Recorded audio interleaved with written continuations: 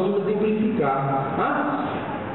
Na Itália, doutores, a perda de uma chance ela surgiu na década de 80, em que pese uma grande quantidade de trabalhos acadêmicos a respeito dessa teoria nas décadas de 60 e 70, especialmente no nome de um doutrinador chamado Bocciola. Apenas em 83 se tem notícia da primeira decisão da Corte de Cassação italiana condenando uma empresa a realizar um pretenso empregado porque o impediu de participar da seleção de contratação, da última etapa de seleção de contratação, por questões discriminatórias, mas ele restou impedido. Ele já havia passado por algumas etapas e, chegando na última etapa, restou impedido. E percebam que nessas hipóteses de indenização por perda de chance em concursos, em seleções, não se trata de indenizar a perda de chance em razão da impossibilidade de participar de uma primeira etapa de um concurso, por exemplo.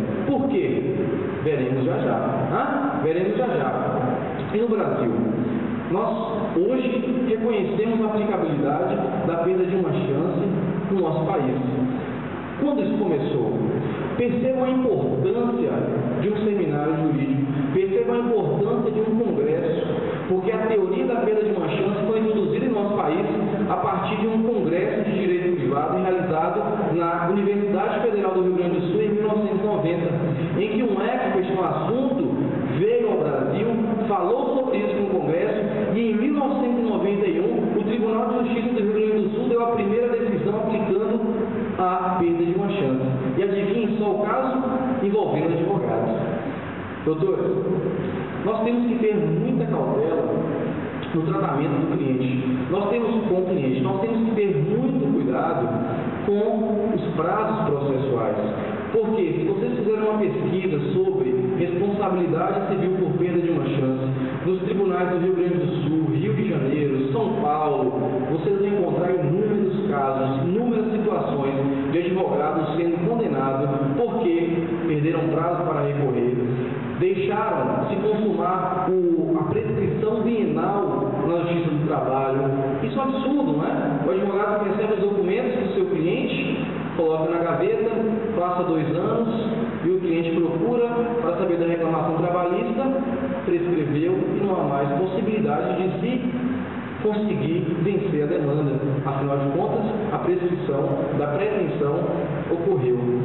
Então, meus caros, nós temos que ter muito cuidado. A advocacia demanda cautela. Uma advocacia negligente pode gerar responsabilidade do advogado por perda de uma chance.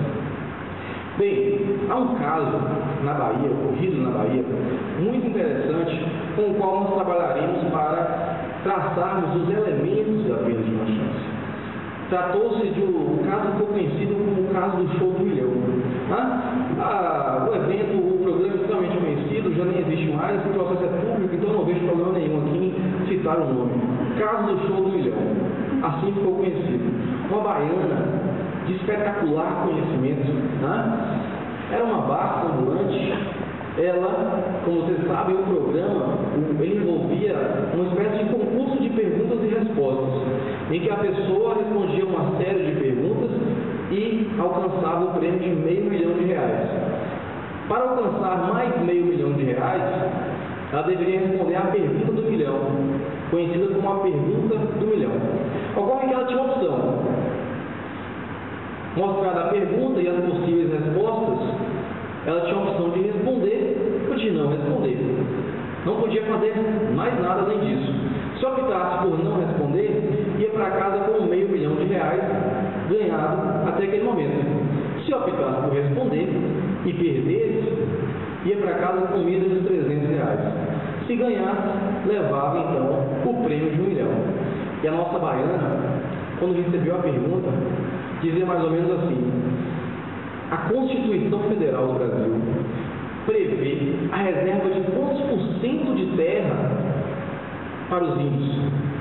E as respostas: 4%, 2%, 10%, 6%. Ela parou e não respondeu. Foi embora para casa com R$500 mil.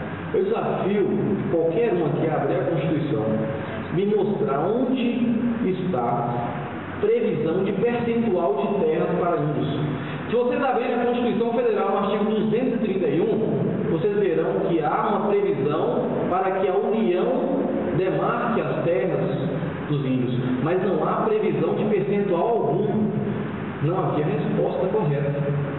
Ela então ingressou na Justiça pedindo indenização em razão do ato ilícito cometido pelo programa. Qual era o ato ilícito? A pergunta com 4 alternativas erradas.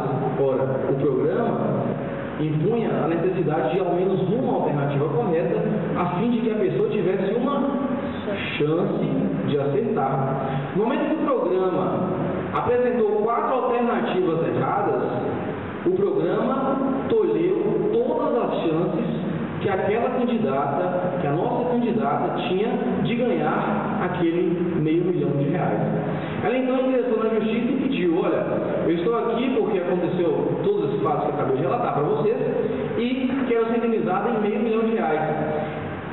O pedido dela envolvia não o pedido de indenização da chance perdida, mas o pedido de indenização em razão de toda a vantagem que deixou definitivamente de ganhar. A vantagem final, que ela jamais poderia ganhar, é o de R$500 mil, porque aquele processo aleatório, o concurso do qual ela participava, restou definitivamente impedido, né? E portanto aquela vantagem final não seria mais alcançada, mas ela ainda assim pediu.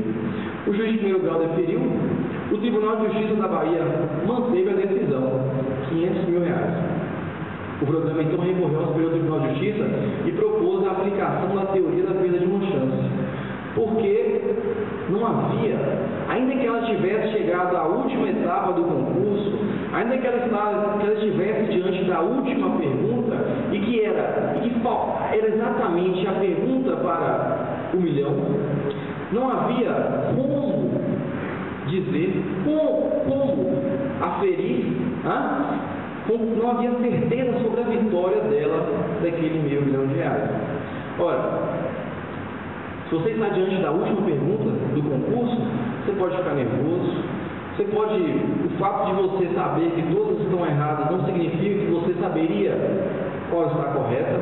Uma série de eventos possíveis poderiam impedir que ela acertasse aquela questão e, portanto, ela poderia ir para casa com R$300 se ela tentasse acertar. Isso foi levado em conta pelo Superior Tribunal de Justiça, que decidiu o seguinte: então, olha, é preciso chegar a uma solução. É injusto o que o programa fez. Justiça não há. O programa agiu ilicitamente. Mas como resolver o caso? Em tempos outros, doutores, de responsabilidade, com base na teoria da responsabilidade civil clássica, essa vítima restaria sem indenização. Diante da impossibilidade de se estabelecer nexo de causalidade entre a conduta ilícita e aquele dano final, e aquela vantagem final definitivamente perdida. Atualmente, com a teoria da responsabilidade civil por perda de uma chance, nós temos uma solução para não deixar a vítima desamparada. E então, nós tínhamos 4 alternativas, das quais uma deveria ser correta. As 4 alternativas corresponderiam a 100%, na verdade, 4 alternativas erradas, 100% de chance de erro. Se uma alternativa fosse correta, 25% de chance de acerto. E com base nesse cálculo matemático, o Superior Tribunal de Justiça, então, deferiu 25% de indenização calculado sobre o valor, sobre a vantagem final definitivamente perdida. E ela levou, então, R$125 mil de indenização. O cálculo é justo? Nem sempre é justo. Poderia ter sido levado em conta a performance dela até aquele momento? Poderia, mas seria uma aferição extremamente subjetiva. Procurou-se um modo de aferir objetivamente a quantificação daquela perda, daquela chance perdida. Nem sempre será fácil assim. Aliás, essa matemática exata para o caso, na verdade, nem a matemática é exata. Dizia Einstein que quando a matemática se refere à realidade, ela não é exata. E